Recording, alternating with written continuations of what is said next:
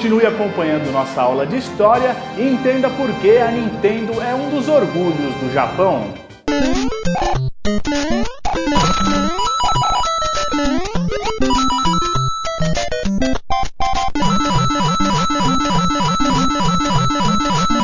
O NES com certeza deve muito ao Super Mario Bros. Afinal, ainda ganhou 3 sequências com encanador bigodudo: Super Mario Bros. 2, The Lost Levels e Super Mario Bros. 3. Em Mario 2, há algumas novidades como Poisonous Mushroom, um cogumelo que fere o jogador quando tocado, e as Warp Zones, que levam o herói a estágios anteriores para enfrentar inimigos bem mais difíceis.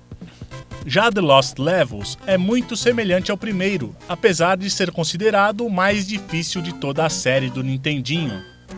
Por sua complexidade, o jogo não foi lançado nos Estados Unidos, sendo substituído por uma versão do japonês Doki Doki Panic, com personagens de Mario Bros. Foram comercializadas 18 milhões de cópias ao redor do planeta do último título para NES.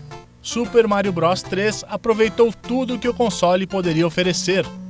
Ótima trilha sonora, jogabilidade perfeita, gráficos detalhados e cenários muito bem trabalhados. O game tinha a volta do clássico pulo sobre os adversários para derrotá-los, além da transformação usando itens especiais. Entretanto, havia muita inovação, a começar na viagem pelo Mushroom Kingdom, através de um mapa, ao contrário do modo anterior em que se passava de fases automaticamente. Ao longo desse mapa, alguns itens eram coletados, como a fantasia que o transformava em Hammer Mario, personagem que atirava martelos nos inimigos.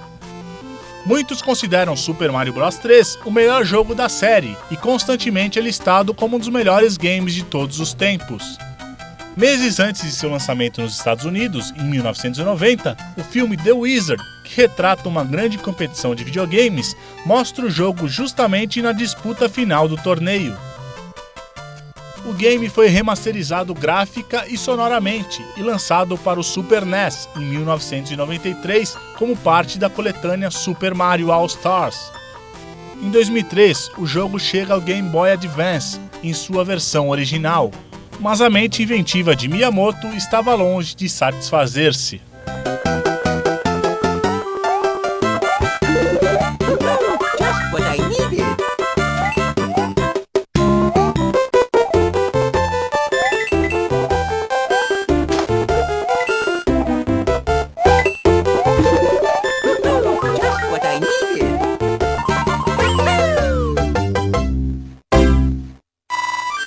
Um ano após a criação de Mario, a dupla Miyamoto-Tezuka está de volta, com uma criação baseada em fantasia medieval. Trata-se de Legend of Zelda, que narra as aventuras do elfo Link para resgatar a princesa que dá nome ao jogo.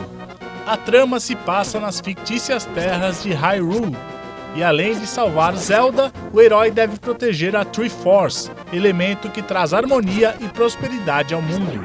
O grande vilão do jogo é Ganondorf, ou simplesmente Ganon. Para criar o universo de Legend of Zelda, Miyamoto se inspirou nas explorações que fazia quando criança por cavernas na região de Kyoto, sua cidade natal.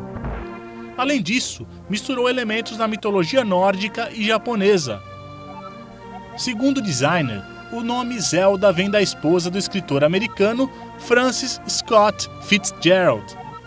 Miyamoto achou sua sonoridade ótima e decidiu assim batizar a princesa e, consequentemente, o game. O título foi o primeiro da Nintendo comercializado separadamente a ultrapassar 1 milhão de cópias vendidas. Para ser mais exatos, foram 6,5 milhões ao redor do mundo. O jogo foi distribuído com 2 cartuchos diferentes, o tradicional cinza e uma edição limitada na cor dourada, que se esgotou rapidamente. Zelda também foi pioneiro ao inserir uma bateria com capacidade para se salvar os jogos.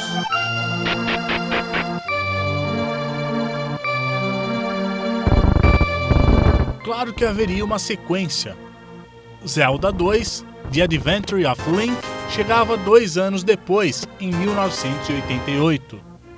Outro cartucho que rendeu popularidade ao Nintendinho foi Metroid. A personagem difere bastante das anteriores, é a mercenária galáctica Samus Aran. Jogado em uma visão lateral, Metroid traz uma sensação de isolamento total, já que é apenas você contra todos. Com o passar do tempo, Samus vai evoluindo e coletando itens, e assim, ganhando habilidades especiais. O game foi um dos primeiros a utilizar um sistema de passwords para salvar fases. É considerado um dos melhores e mais difíceis títulos produzidos para o NES. Mais uma herança dos tempos do 8 bits é a saga da família Belmont, Castlevania. O jogo, que rende bons títulos até hoje, conta a história de Simon Belmont, membro de um clã de caçadores de vampiros, na sua luta para derrotar o mítico Conde Drácula.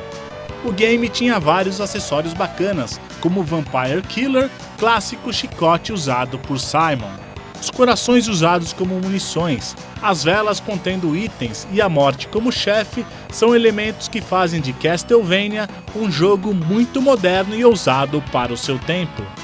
Se bem que, se tratando de diversão eletrônica, tudo é inesperado. No ano de 1989, a Nintendo lança mais um ícone da tecnologia moderna, o mesmo Gunpei Yokoi, que havia assinado o projeto de Game & Watch, trazia aos consumidores mais um portátil, o Game Boy. Primeiramente monocromático, ele tinha em Tetris, o clássico jogo russo, um de seus pilares.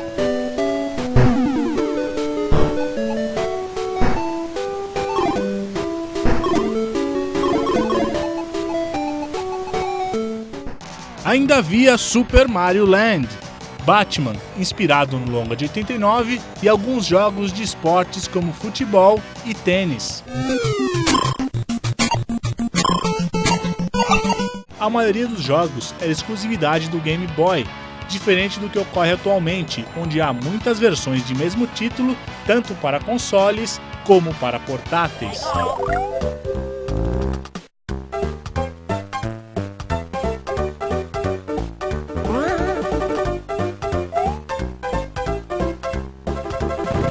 Quase 10 anos depois, começa a ser vendido o Game Boy Color, que, como o próprio nome diz, trazia jogos coloridos.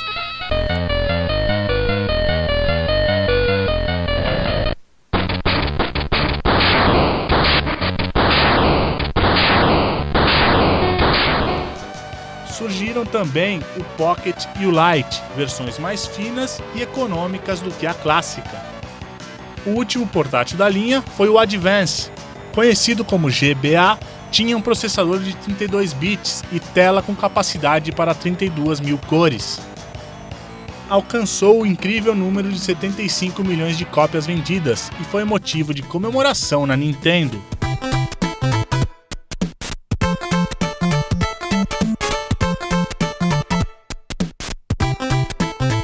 Voltando ao ano de 89, o mercado japonês dos videogames é sacudido com uma bomba, o lançamento do Mega Drive, pela então rival Sega. O console inaugurava a era dos 16 bits e trazia muita dor de cabeça à Nintendo, que ainda tinha como seu único aparelho o Nintendinho 8 bits.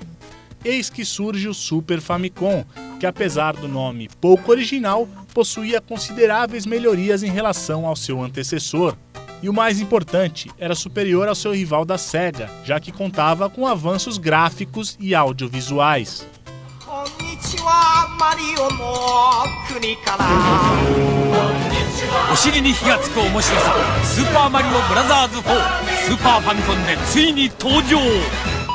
O console levava 256 cores simultâneas à tela, retiradas de uma paleta de mais de 32.000 tonalidades. Seu controle dispunha de 8 botões. O ponto fraco do Super Famicom era seu processador bem mais lento do que o do oponente. Em virtude disso, os RPGs, por terem uma ação mais lenta, dominaram o console da Nintendo. Por esse motivo, o Super Famicom se deu bem no Japão, onde o RPG é uma febre entre jogadores mais jovens.